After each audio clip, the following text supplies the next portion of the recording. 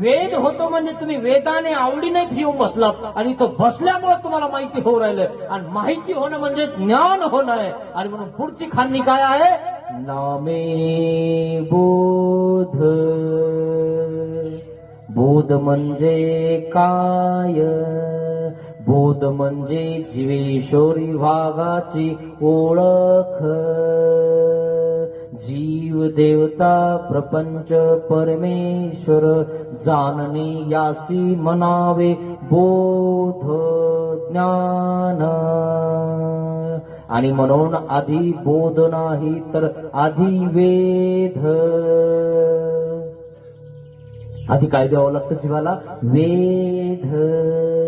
आणि म्हणून पुढची खान्नी कोणती सांगितली? बोध. ऐकायला आला तर बोध होईल ना मित्रांनो. ती म्हणली जय हरी पलंगावरी घरची चहा देत नाही घरी. खरंय की नाही?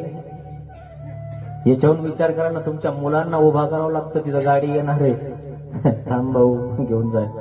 लेट झाली की तिथंच बस घेऊन त्याला.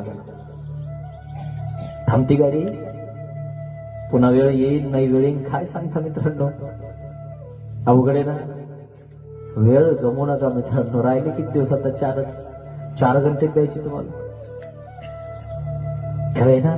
24 घंटे तुमच्याकडे, तरी वेळ नाही. वेळ निघून जाईल मित्रांनो. कुठे जाणार मग? विचार करा मित्रांनो. तुम्ही तुमचा विचार करा की जीवनाचं आपल्याला काय करायचंय. सोनं करायचंय का असंच जीवन आपलं जगायचंय?